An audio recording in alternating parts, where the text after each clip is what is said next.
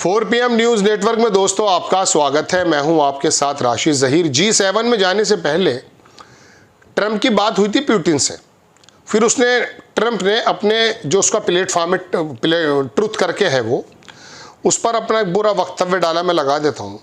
उसके अंदर सारी बातें उसने लिखी हैं बेसिकली ईरान और इसराइल के बारे में कि आप लोगों को मेज़ में बैठना चाहिए, मैं आपका समझौता करा दूंगा, वो समझौता करा दूंगा जो मैंने भी पाकिस्तान को और हिंदुस्तान को लेकर कराया है। ट्रेड की बात कही, रोमान गए। लगभग 13वीं बार बता रहे हैं एक पत्रकार के 13वीं बार ये जिक्र कर चुके हैं।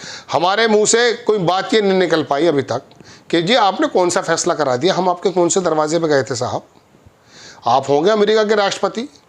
लेकिन बात ये तो सुनिए कि हमने आपके यहाँ एप्लीकेशन कब लगाई थी, पाकिस्तान आपके पास दौड़ा आया हो या तुम पाकिस्तान के पास गए हो, ये बात दीगर है। लेकिन वो बार बार जलील करता है इसी प्रकार से। खैर ये तो हो गई पुरानी बात। ताज़ा बात थी, अब एक्चुअली G7 में प्रधानमंत्री जी पहुंच चुके होंगे जब तक मेरी आप खबर सुन रहे होंगे।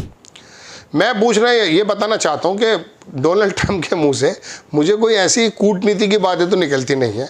उस आदमी को जो दिल में होता है वो ज़बान पे आ जाता है, वो पीछे जाने में भी कोई देर नहीं करता। पिछले दिनों तो ये नज़र आया। अगर उसने इसी G7 के इजलास में बड़ बोला तो वो है ही। आजकल मसला यह है दोस्तों, देशों की कमान अब आप समझ लीजिएगा कहाँ कहाँ छिचोरे लोगों के हाथ में आ गई है। वो बंदा अगर बोल गया, सपोज करो कि मोदी जी की मौजूदगी में कि देखिए अभी हमने, ये तो मेरा अंदाज़ है वो तो इंग्लिश में बोलेगा खैर, लेकिन चलिए वो इंग्लिश में बोले कि look brothers, I made the ceasefire between Pakistan and India to show the program of the business। इस प्रकार की बात उसने अगर कह दी, आप ये बताइए मोदी जी क्या करेंगे? जवाब देंगे? देंगे जवाब। और उस आदमी का कुछ नहीं पता। उसने अभी व्हाइट हाउस में जब गए थे प्रधानमंत्री जी, उनकी मौजूदगी में भी बहुत सारी बातें ऐसी कही हैं जो मैंने आपको पहले बताई हैं। अब JD वैंस की तरह अगर मोदी जी उखड़ के बोल दें, जवाब दे दें, JD वैंस नहीं, वो यूक्रेन का जो वो बंदा है, क्या शानदार आदमी निकला, ब्लैक टी शर्ट पहने रहता है। मैं भी अक्सर ब्लैक टी शर्ट पहनता हूँ, वर्दी नहीं पहनता। JD वैंस को ट्रंप के सामने हड़का दिया, तो ऐसा जिगरा तो ज़बरदस्त चाहिए। वो हार गया हो या पिट गया हो वो बात दीगर है, लेकिन वो लड़ा कितना ज़बरदस्त है ये तो देखिए। 4 साल से लड़ रहा है पुतिन। ये भी रशिया भी दुनिया की एक तीसरी, चौथी, पांचवी, दूसरी ताकत तो है ही, उसके काबू में नहीं आया। अब बहरहाल मदद ही देनी बंद कर दी तो बात दीगर है। लेकिन मैं कहना चाहता हूँ मोदी जी करेंगे क्या उस वक्त? चलिए वो स्थिति ऐसी पैदा हो सकती है। अगर ऐसी स्थिति पैदा हो गई तो देखिए सबसे पहले तो जवाब देने के लिए हम बैठे हैं, मतलब हम जहाँ तक भी हमें लोग सुनते हैं ट्रंप साहब को, ट्रंप तो नहीं सुनेगा हमें, लेकिन ट्रंप के मानने वाले इसी ट्रंप को जिताने के लिए यज्ञ कर रहे थे अभी लोग।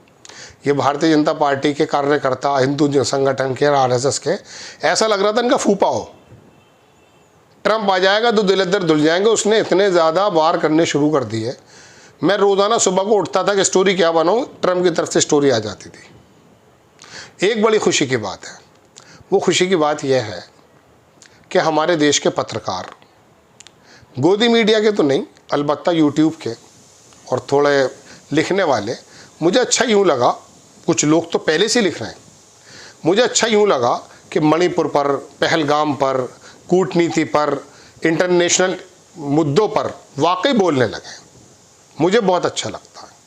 असल में अच्छा मुझे यूँ लगता है दोस्तों, क्योंकि मैं थोड़ा सा बहुत पहले से ही ये रशिया, ये अफ़गानिस्तान और तमाम ये ईरान और ये इसराइल, इनकी खबरें बनाया करता था पहले भी किसी चैनल्स में, तो मुझे थोड़ा सा मज़ा भी आता था इनकी स्टोरी बनाने में।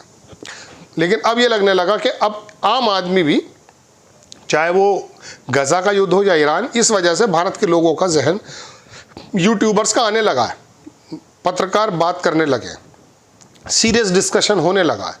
वरना मुझे उस वक्त तकलीफ़ बहुत ज़्यादा होती है जब कोई CEO संभल का गदा यहाँ रख करके चलता और ये बातें करते हैं, और कुछ जाहिल चीफ मिनिस्टर, उत्तर प्रदेश के बाहर की बात कर रहा हूँ, कभी चाय की दुकान में खड़े हैं, कभी कहीं खड़े हैं, कभी कहीं, मतलब उन्हें यही नहीं पता कि किस वक्त क्या बोलना है। मैं आपको सच बता रहा हूँ, हमारे यहाँ का तो ये हाल है।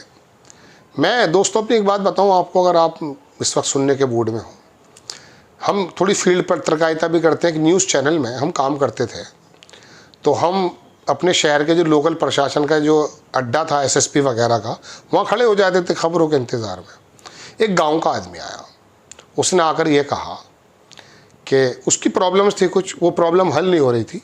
तो जब एसएसपी कार्यालय पर या कमिश्नर के ऑफिस पे या डीएम के ऑफिस में कुछ बात नहीं होती तो लोग अक्सर वहाँ आ जाते हैं जहाँ हम खड़े हुआ करते थे, अब भी होते हैं कभी कभी। तो वो अपनी परेशानी बताते हैं, तो हमने उसने अपनी कुछ परेशानी बताई, कुछ घरेलू झगड़ा था या क्या था, तो मैंने, या कुछ ज़मीन का मामला था, मैंने पूछा वहाँ गए वहाँ गए वहाँ गए, तो उसने बताया जी वहाँ पे गया, ये भी किया। उसने एक लैंग्वेज की बात कही, देखिए बहुत ध्यान से सुनिएगा, मैं आपको अपनी और आपकी बात बता रहा हूँ बस। उसने ये कहा, अरे भैया बात यह है, विभागों की और प्रशासन की बात तो यह है कि अंधी पीस रही कुत्ते खा रहे हैं।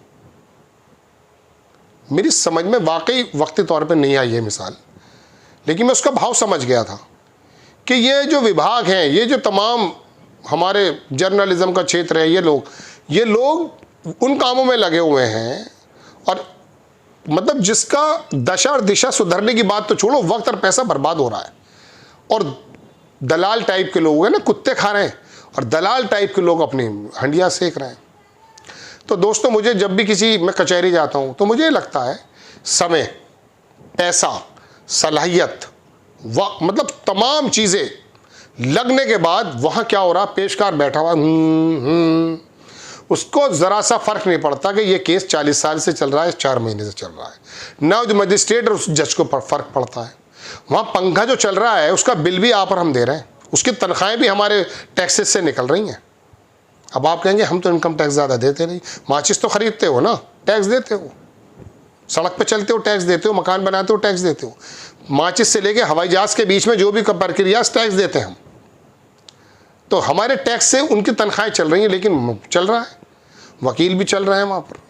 तो मैं ये देखता था कि विभागों में, ये तो मैं वहाँ की बात बता रहा हूँ कचहरी की, वहाँ तो वकीलों की से कुछ तेज़ी भी आ जाती है। लेकिन दोस्तों बात यह है कि ये चल रहा है। अब ऐसे ही देश के अंदर मैंने भी एक एपिसोड बनाया कि प्रधानमंत्री साइप्रस क्यों गए। इतनी सी छोटी सी इकोनॉमी है, एक छोटा सा बिजनेसमैन की भी ज़्यादा होगी, 135 बिलियन की है, 30 बिलियन की, ना कोई कारोबार है, ना कोई इंडस्ट्री है, ना कोई एमओयू साइन उन्होंने, कुछ जुआरियों का अड्डा ज़रूर है, मगर कोई पूछने वाला कि महामहिम क्यों गए हैं वहाँ पर, या क्रोएशिया क्यों जा रहे हो। अब G7 पर आ जाता हूँ कि अगर कह दिया ट्रंप ने तो क्या होगा। देखिए वहाँ पर तो ज़ेलेंस्की बन जाना चाहिए प्रधानमंत्री को, हम उम्मीद ये करते हैं।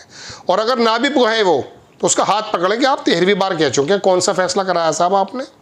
और G7 के अंदर ये बात पूछ तो लें, आपने कौन सा फैसला कराया है। अरे वहाँ का DGMO झुक गया, उनके ऊपर हमला किया, हमारी सेना ने आके बात की, हमने कर दिया, पॉज किया है, वो भी सीज फायर नहीं हुआ है। और आप ये मियाँ मिट्ठू क्यों बन रहे हैं। क्या कौन से बिजनेस की आपने मुझे दे दी। एप्पल के डायरेक्टर को तो आप धमकी दे रहे हैं कि यहाँ पर फैक्ट्री ना लगाए, कारखाने ना लगाए। कौन सा कारोबार कर रहे हैं आप। 80 बिलियन का, 40 बिलियन का इंपोर्ट और एक्सपोर्ट, यही तो है ना। चीन से तो 500 600 100 बिलियन से ज़्यादा का हम ट्रेड डेफिसिट में हैं। दोस्तों बात यह है कि ये जिगरे की बात होती है। चलिए उसकी चाटुकारिता भी कर लें हम, लेकिन हमारे पक्ष में बोले तो सही। हमारे पक्ष में नहीं बोला पाकिस्तान में एक शब्द भी। वो दुनिया भर की फैसिलिटीज़ दे रहा है उसको वो। लेकिन चलिए खैर, आपको अगर खबर अच्छी लगी हो, खबर क्या, मैं तो बातचीत ही करता हूँ आपसे, आपके और मेरे मसाइल हैं, तो चैनल को सब्सक्राइब कीजिएगा, शेयर कीजिएगा। नेक्स्ट टाइम किसी खबर के साथ हाजिर होता हूँ। जय हिंद।